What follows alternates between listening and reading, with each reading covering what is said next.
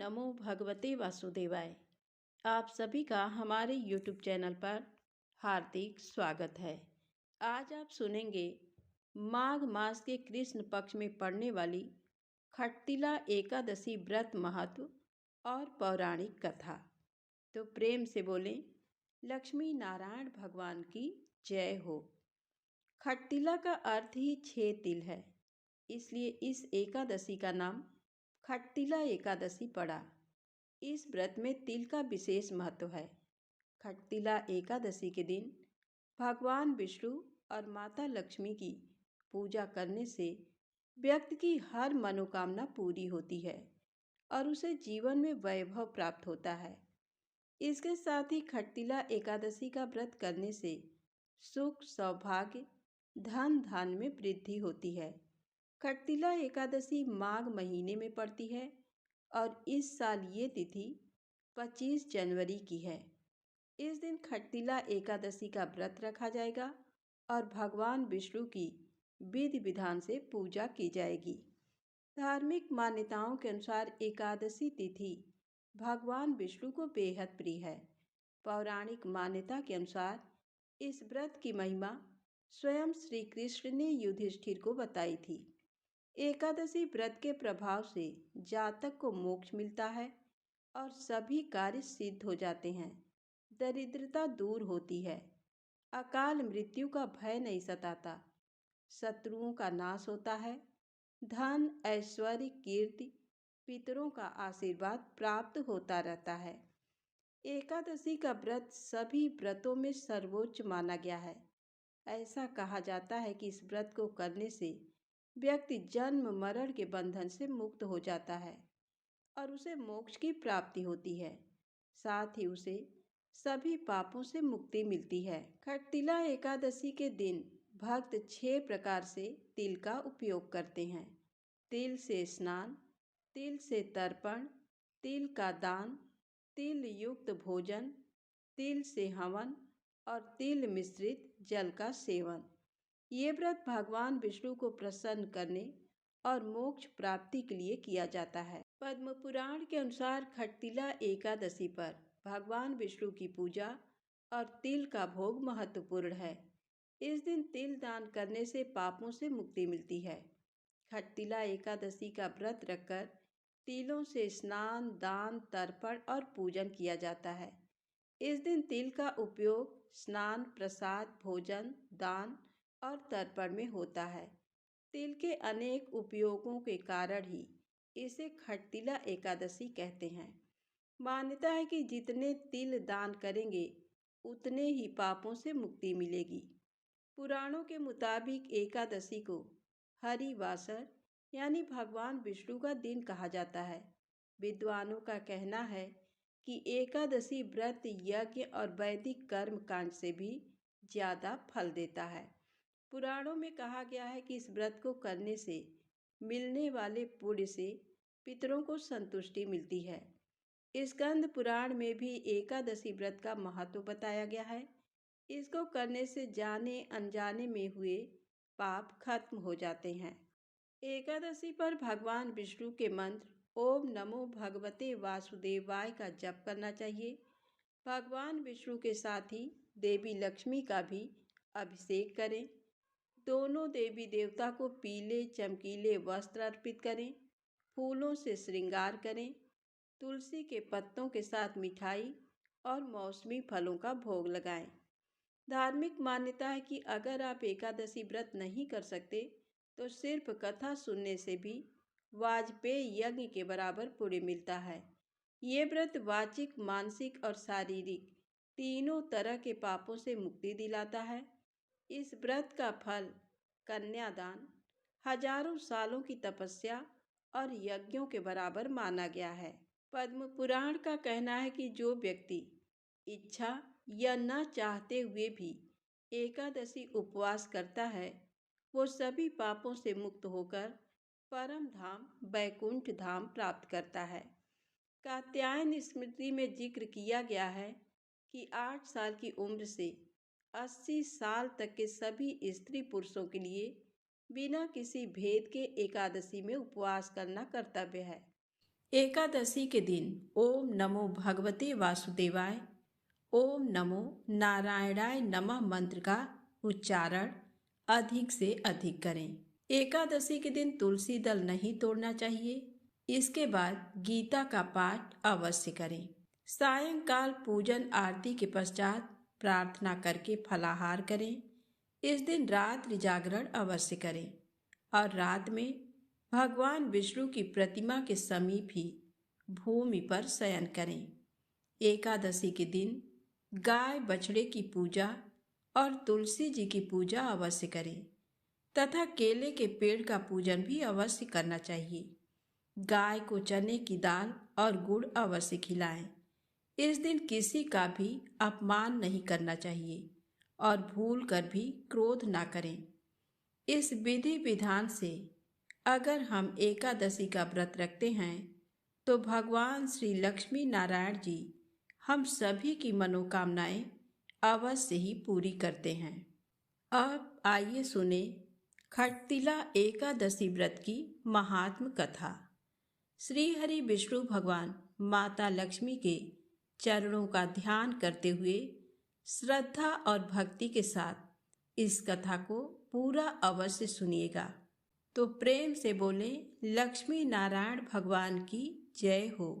एक समय दालभ्य ऋषि ने पुलस्त ऋषि से पूछा कि हे महाराज, पृथ्वी लोक में मनुष्य ब्रह्म हत्या आदि महान पाप करते हैं, पराये धन की चोरी तथा दूसरे की उन्नति देखकर ईर्ष्या करते हैं, साथ ही अनेक प्रकार के व्यसनों में फंसे रहते हैं, फिर भी उनको नरक प्राप्त नहीं होता। इसका क्या कारण है? वे न जाने कौन सा दान पुण्य करते हैं जिससे उनके पाप नष्ट हो जाते हैं। ये सब कृपा पूर्वक आप कहिए। तब पुलस्त मुनि कहने लगे कि हे महाभाग, आपने मुझसे अत्यंत गंभीर प्रश्न पूछा है। इससे संसार के जीवों का अत्यंत भला होगा। इस भेद को ब्रह्मा विष्णु रुद्र तथा इंद्र आदि भी नहीं जानते, परंतु मैं आपको ये गुप्त तत्व अवश्य बताऊंगा।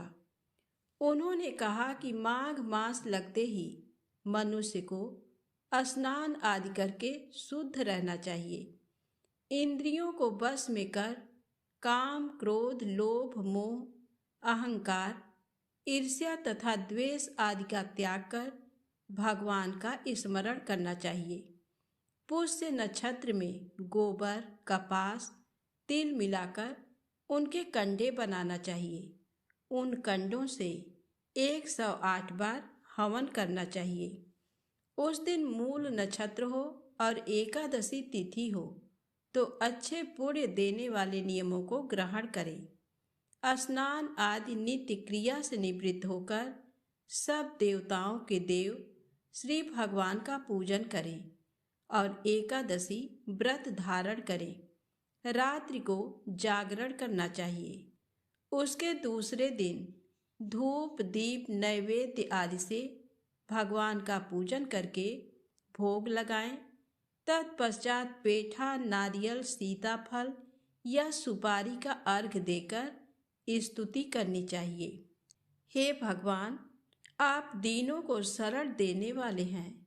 इस संसार सागर में फंसे हुए का उद्धार करने वाले हैं।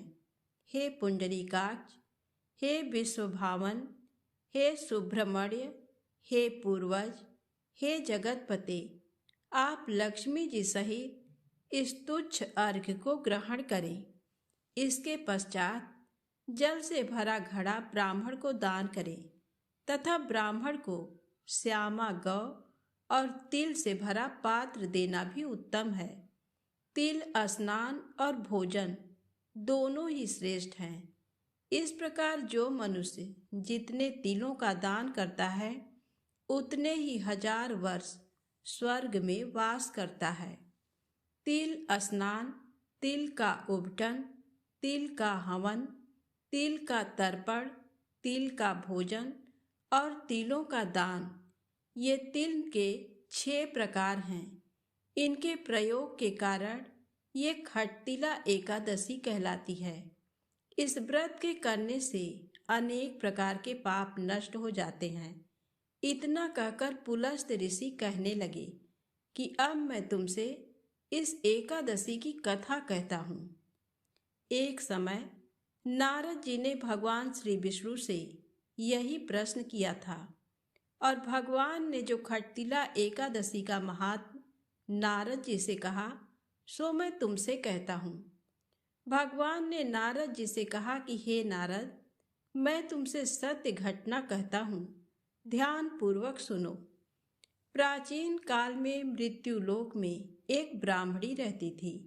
वह सदैव व्रत किया करती थी। एक समय वह 1 मास तक व्रत करती रही। इससे उसका शरीर अत्यंत दुर्बल हो गया। यद्यपि वह अत्यंत बुद्धिमान थी, तथापि उसने कभी देवताओं या ब्राह्मणों के निमित्त अन्न या धन का दान नहीं किया था। इससे मैंने सोचा कि ब्राह्मणी ने व्रत आदि से अपना शरीर शुद्ध कर लिया है। अब इसे विष्णु लोक तो मिल ही जाएगा, परंतु इसने कभी अन्न का दान नहीं किया। इससे इसकी तृप्ति होना कठिन है। भगवान ने आगे कहा, ऐसा सोचकर मैं भिखारी के वेश में मृत्यु लोक में उस ब्राह्मणी के पास गया और उससे भिक्षा मांगी। वह ब्राह्मणी बोली, महाराज, किस लिए आए हो? मैंने कहा, मुझे भिक्षा चाहिए। इस पर उसने एक मिट्टी का ढेला मेरे भिक्षा पात्र में डाल दिया। मैं उसे लेकर स्वर्ग में लौट आया। कुछ समय बाद ब्राह्मणी भी शरीर त्याग कर स्वर्ग में आ गई।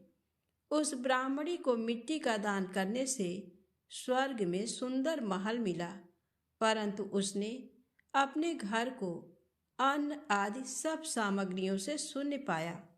घबराकर वह मेरे पास आई और कहने लगी कि भगवान, मैंने अनेक व्रत आदि से आपकी पूजा की, परंतु फिर भी मेरा घर अन्न आदि सब वस्तुओं से शून्य है। इसका क्या कारण है? इस पर मैंने कहा, पहले तुम अपने घर जाओ, देव स्त्रियां आएंगी तुम्हें देखने के लिए। पहले उनसे खटतिला एकादशी का पुण्य और विधि सुन लो, तभी द्वार खोलना। मेरे ऐसे वचन सुनकर वह अपने घर गई। जब देव स्त्रियां आईं और द्वार खोलने को कहा, तो ब्राह्मणी बोली, आप मुझे देखने आई हैं तो खटतिला एकादशी का महात्म मुझसे कहें। उनमें से एक देव स्त्री कहने लगी कि मैं कहती हूँ। जब ब्राह्मणी ने खटतिला एकादशी का महात्म सुना, तब द्वार खोल दिया। देवांगनाओं ने उसको देखा कि न तो वह गंधर्वी है और न आसुरी है, वरन पहले जैसी मानुषी है। उस ब्राह्मणी ने उनके कथनानुसार खटतिला एकादशी का व्रत किया। इसके प्रभाव से वह सुंदर और रूपवती हो गई तथा उसका घर अन्न आदि समस्त सामग्रियों से युक्त हो गया। अतः मनुष्यों को मूर्खता त्याग कर खटतिला एकादशी का व्रत और लोभ न करके तिल आदि का दान करना चाहिए।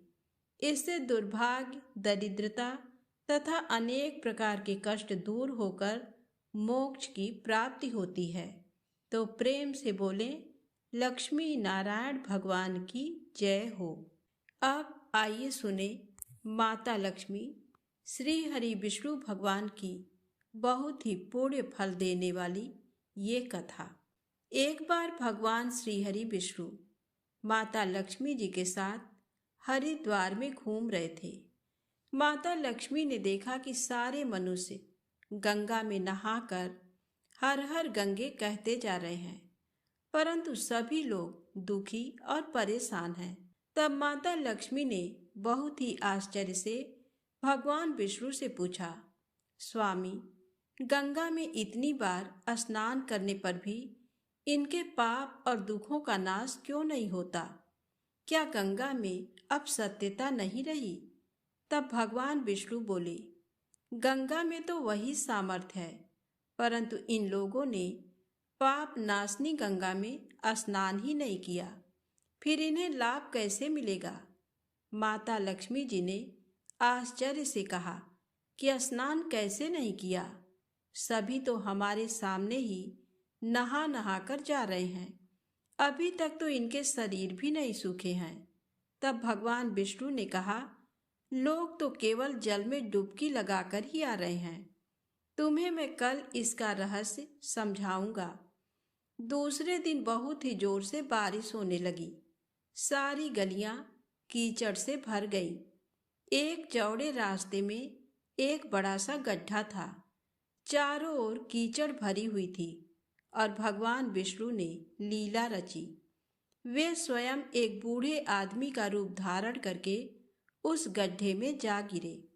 लक्ष्मी जी को उन्होंने समझाकर पास में बैठा दिया कि देखो, तुम लोगों को सुना सुनाकर पुकारती रहो कि मेरे बूढ़े पति अचानक गड्ढे में गिर पड़े हैं। कोई पुण्यात्मा इनको बाहर निकालकर इनके प्राण बचाओ और हम असहाय दंपति की सहायता करें।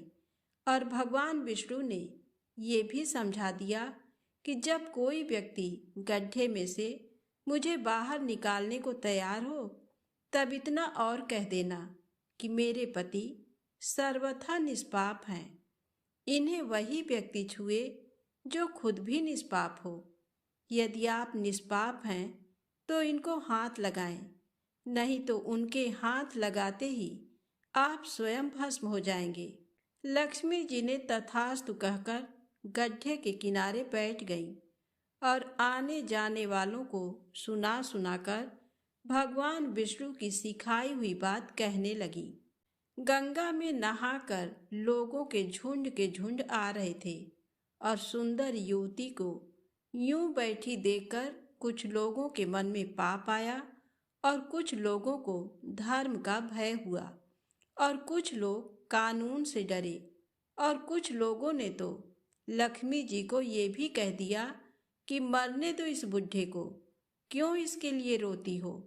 और कुछ दयालु और चरित्रवान पुरुषों ने उस युवती के पति को बाहर निकालना चाहा, परंतु लक्ष्मी जी के वचन सुनकर वे भी रुक गए। उन्होंने सोचा कि हम गंगा में नहाकर आए हैं तो क्या हुआ, पापी तो हैं, कहीं हम सहायता करते समय भस्म न हो जाएं।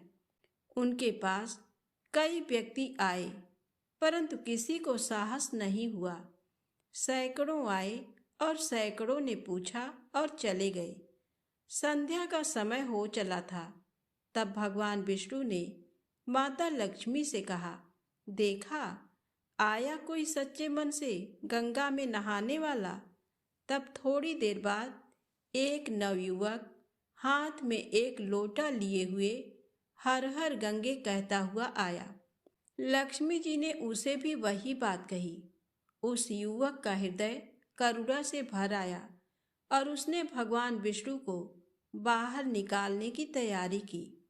लक्ष्मी जी ने उसे रोक कर कहा कि भाई, यदि तुम सर्वथा निष्पाप नहीं हो तो मेरे पति को छूते ही तुम भस्म हो जाओगे। उसने उस समय बिना किसी संकोच किए लक्ष्मी जी से कहा, माता, मेरे निष्पाप होने से तुम्हें संदेह क्यों है? देखती नहीं, मैं अभी गंगा नहाकर आया हूँ। भला गंगा में नहाने के बाद भी क्या पाप रहते हैं? मैं अभी तुम्हारे पति को बाहर निकालता हूँ। युवक ने लपक कर उस बूढ़े आदमी को ऊपर उठा लिया।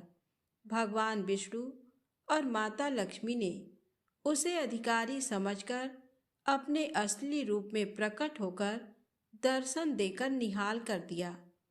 भगवान विष्णु ने माता लक्ष्मी से कहा कि इतने सारे लोगों में से केवल इस एक आदमी ने ही गंगा में स्नान किया है। इसके अनुसार जो लोग बिना श्रद्धा और विश्वास के केवल दंभ के लिए गंगा स्नान करते हैं, उन्हें वास्तविक फल प्राप्त नहीं होता। परंतु इसका ये मतलब नहीं गंगा स्नान व्यर्थ हो जाता है। गंगा स्नान का बहुत पुण्य भी है। गंगा आज भी उतनी ही सामर्थ्यवान है। तो प्रेम से बोलें, लक्ष्मी नारायण भगवान की जय हो। अब आइए बड़ी ही श्रद्धा और भक्ति से इस मनोकामना को पूरी करने वाली कथा को सुनते हैं। एक गांव में रमा नाम की एक स्त्री थी। उसके विवाह को 5-6 बरस हो गए थे, लेकिन उसकी कोई संतान नहीं थी। एक बार श्री राधा अष्टमी का उत्सव आया। गांव की औरतें बरसाना जा रही थी। औरतों ने कहा कि तुम भी बरसाना चलो, राधा रानी बड़ी दयालु हैं, तुम्हारी गोद जरूर भरेंगी। वह स्त्री कई महीनों से घर से बाहर नहीं निकली थी, इसलिए उसके पति और सास ने भी उसे जाने की आज्ञा दे दी। बस उसने मन में ठान लिया कि राधा रानी मेरी गोद जरूर भरेंगी। जिस दिन उसे जाना था उसी दिन उसके पैर में चोट लग गई, चला भी नहीं जा रहा था। फिर वह स्त्रियों के संग यात्रा पर चली गई। सारे रास्ते राधा कृष्ण जी का जाप कीर्तन करती हुई गई और बरसाना पहुंचकर नहा धोकर राधा जी के मंदिर में जाने के लिए तैयार हुई।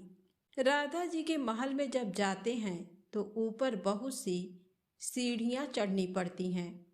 जैसे सीढ़ियाँ चढ़ने लगी तब वह स्त्रियों से बोली कि तुम लोग आगे आगे चलो, मैं धीरे धीरे सीढ़ियों से आ रही हूँ। मेरे पैर में चोट लगने की वजह से चला भी नहीं जा रहा है। 2-4 सीढ़ियाँ चढ़ने के बाद उसका पैर मुड़ गया और वह नीचे गिरने लगी। तभी एक 7-8 साल की कन्या ने उसका हाथ पकड़ लिया। रमा बोली, बेटी, आज अगर तुम न होती तो मैं नीचे गिर गई होती। वह कन्या बोली, माता, ऐसे कैसे गिर जाने देती मैं तुम्हें। तब रमा ने पूछा, बेटी, तुम्हारा क्या नाम है? वह बोली, लाडो नाम है मेरा, यहीं पास में रहती हूँ। वे दोनों सीढ़ियाँ पर बैठ गईं। लाडो कहने लगी, माता, मेरे लिए क्या लाई हो? ना कोई जान ना पहचान, और लाडो ऐसी बात कर रही है। फिर रमा ने कहा, लाडो, मैं कल तुम्हारे लिए कुछ ना कुछ लेकर अवश्य आऊंगी। तुम्हें क्या पसंद है? तब लाडो कहने लगी, मुझे नथनी, गले का हार, कान के कुंडल, चूड़ियाँ, मेहंदी, घाघरा, चोली, ये सब चीज़ें पसंद हैं। कुछ भी ले आना। इतना कहकर वह बालिका भाग गई। जैसे तैसे रमा भी मंदिर में दर्शन करके लौट आई। फिर रमा उस बालिका के बारे में सोचने लगी और बाजार में उसने गले का हार और चूड़ियाँ उसके लिए ली। अगले दिन वहीं जहाँ मिली थी वह लाडो का जाकर इंतजार करने लगी। फिर लाडो उसको उसी जगह पर मिली। चूड़ियाँ और गले का हार जैसे उसे दिया, वह बोली, बस इतनी सी ही, और चीज़ें नहीं लाई, और वह मुंह फुलाकर बैठ गई। तब रमा बोली, अभी मैं 8 दिन यहीं पर हूँ, रोज तुम्हारे लिए कुछ ना कुछ लाया करूँगी। ये सुनकर लाडो उसकी गोद में बैठ गई और गले से लग गई। रमा तो रोने लगी। उसे जैसे एक संतान मिल गई। खूब प्यार से उसके सिर पर हाथ फेरा। ऐसे ही वह फिर चली गई। रमा ने मंदिर से आकर घाघरा और चोली उसके लिए बनवाए। ऐसे ही रोज कुछ ना कुछ वह उसे देती। एक दिन रमा कहती है, अब ये सारी चीजें मुझे पहन करके दिखाओ। लाडो बोली, कल राधा अष्टमी है, मैं कल इसे पहनूंगी। इस बार लाडो के साथ एक लड़का भी था। उसे देखकर रमा ने कहा, आज पता नहीं मेरे मन में क्या आया, मैंने एक धोती और मुकुट मोर वाला लिया है, क्या मैं इसे दे दूं? लाडो बोली, ये कनवा है, मेरे साथ ही रहता है, हाँ तुम इसे दे दो। ऐसा कहकर वे दोनों सामान लेकर चले गए। अगले दिन राधा अष्टमी थी। जब रमा सीढ़ियों पर आई, वहां उसे आज कोई नहीं मिला, ना वो लाडो ना वो लड़का।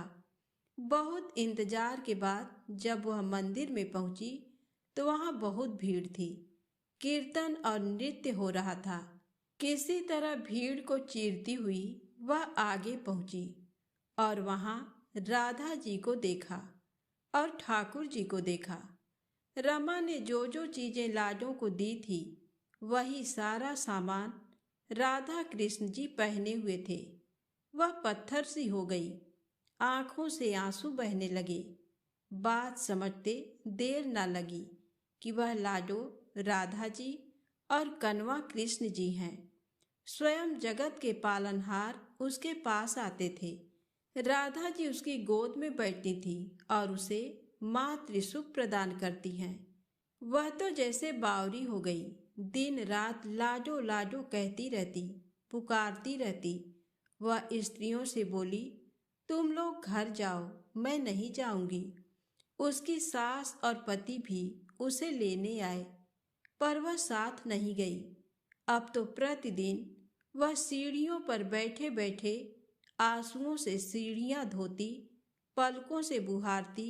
ऐसा करते करते उसे 30 वर्ष हो गए। एक दिन एक बालिका उसका हाथ पकड़कर ऊपर अटालिका में ले गई। वहां जाकर बोलती है, लो आ गई मैं ही हूं तुम्हारी लाडो। ऐसा कहकर बाहें फैलाकर रमा को बुलाने लगी और अपने गले लगा लिया। उस दिन रमा ऐसे गले लगी कि इस पार्थिव शरीर को छोड़कर सदा के लिए अपनी लाडो के पास चली गई। तो बोलिए श्री राधा कृष्ण भगवान की जय। बरसाने वाली की जय हो।